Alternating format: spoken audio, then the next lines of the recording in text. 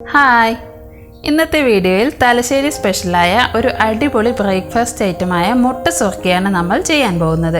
പച്ചരിയും മുട്ടയുമാണ് ഇതിലെ main ingredients. അരച്ചെടുത്ത് അപ്പോൾ തന്നെ നമുക്കിത് ചുട്ടെടുക്കാം. മാത്രമല്ല ഇത് കഴിക്കാൻ നമുക്ക് പ്രത്യേകിച്ച് വേറെ കറികളൊന്നും വേണമെന്നുമില്ല. അപ്പോൾ വളരെ ഈസിയും ടേസ്റ്റിയുമായ ഈ ബ്രേക്ക്ഫാസ്റ്റ് എങ്ങനെ തയ്യാറാക്കുമെന്ന് നോക്കിയാലോ.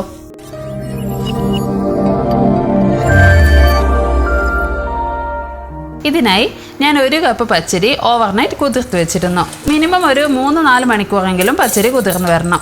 അത് നമുക്ക് കഴുകി വെള്ളമൊക്കെ അരിച്ച് മാറ്റിയ ശേഷം മിക്സിയുടെ ജാറിലേക്ക് ചേർത്ത് കൊടുക്കാം. ഇതിലേക്ക് 1/2 കപ്പ് ചോറ് കൂടെ ചേർത്ത് കൊടുക്കാം. ഇനി നമുക്ക് ഒരു മുട്ട കൂടെ പൊട്ടിച്ച് ചേർക്കാം. ഇനി ഇതിലേക്ക് 1/2 കപ്പ് വെള്ളം കൂടെ ചേർത്ത് കൊടുക്കാം. ഇത് നന്നായി അരച്ചെടുക്കാം.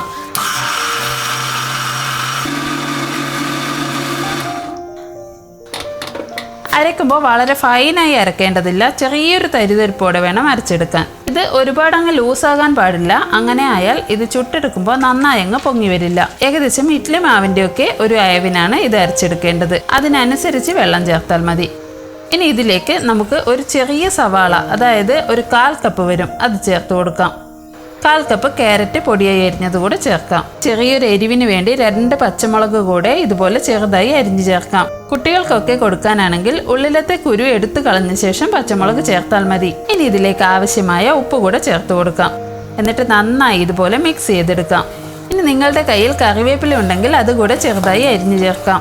എൻ്റെ കയ്യിൽ ഇപ്പോൾ കറിവേപ്പില ഇല്ലാത്തതുകൊണ്ടാണ് ഞാൻ ചേർക്കാത്തത്. സബ്സ്ക്രൈബ് ചെയ്യാത്ത ആരെങ്കിലും വീഡിയോ കാണുന്നുണ്ടെങ്കിൽ പ്ലീസ് ഒന്ന് സബ്സ്ക്രൈബ് ചെയ്ത് സപ്പോർട്ട് ചെയ്തേക്കണേ. ഈ ഒരു പാകത്തിന് വേണം മുട്ട സുർക്കയുടെ മാവിരിക്കാൻ. ഇനി ഇത് ഡീപ് ഫ്രൈ ചെയ്തെടുക്കാനായി ആവശ്യമായ എണ്ണ നമുക്ക് ചൂടാവാനായി ഒരു ചീനച്ചട്ടിയിലേക്ക് ഒഴിച്ചു കൊടുക്കാം. എണ്ണ നന്നായി ചൂടായതിനു ശേഷം വേണം മാവ് ഒഴിച്ചു കൊടുക്കാൻ. ഒരു തവി മാവ് ഇങ്ങനെ ഒഴിച്ചു കൊടുക്കാം. എന്നിട്ട് ചെറുതായി പൊങ്ങി തുടങ്ങുമ്പോൾ അപ്പോൾ തന്നെ നമുക്ക് മീഡിയം ഫ്ലെയിമിലോട്ട് മാറ്റി കൊടുക്കാം.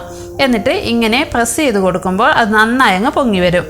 ഒരു സൈഡ് ഏകദേശം 2 മിനിറ്റ് വേവിച്ചെടുത്ത ശേഷം ഇത് നമുക്ക് തിരിച്ചിട്ട് മറ്റേ ഭാഗവും 2 മിനിറ്റ് വേവിച്ചെടുക്കാം. ഇത് മീഡിയം ഫ്ലെയിമിലിട്ട് വേണം വേവിച്ചെടുക്കാൻ, അല്ലെങ്കിൽ ഉൾവശം നന്നായി വെന്ത് വരികയില്ല, പുറം വശം പെട്ടെന്നങ്ങ് മുരിഞ്ഞു വരികയും ചെയ്യും. ഇത് നമുക്കിനി എണ്ണയിൽ നിന്നും കോരിയെടുക്കാം. ഇതിപ്പോൾ മുഴുവനും നമ്മൾ ചുട്ടെടുത്തിട്ടുണ്ട്. ഉള്ളിയും ക്യാരറ്റും ഒക്കെ അരിഞ്ഞു ചേർത്തത് കൊണ്ട് തന്നെ ഇത് നല്ല സൂപ്പർ ടേസ്റ്റാണ്. ഇതിന് വേറെ കറികളൊന്നും വേണമെന്നില്ല. പിന്നെ വീഡിയോയിൽ ഒരു ഭംഗിക്ക് വേണ്ടി ഞാനിവിടെ കറി വെച്ചു എന്നേ ഉള്ളൂ. അപ്പോൾ സൂപ്പർ ടേസ്റ്റിയായ ഈ ബ്രേക്ക്ഫാസ്റ്റ് റെസിപ്പി എല്ലാവർക്കും ഇഷ്ടമായെന്ന് വിചാരിക്കുന്നു. ട്രൈ ചെയ്ത് ഫീഡ്ബാക്ക് പറയാനും വീഡിയോയെക്കുറിച്ചുള്ള അഭിപ്രായങ്ങളും നിർദ്ദേശങ്ങളും എന്നെ അറിയിക്കാനും മറക്കില്ലേ. ഇതേപോലെ അടിപൊളി റെസിപ്പികളുമായി വീണ്ടും കാണുന്നത് വരെ thank you for watching. By.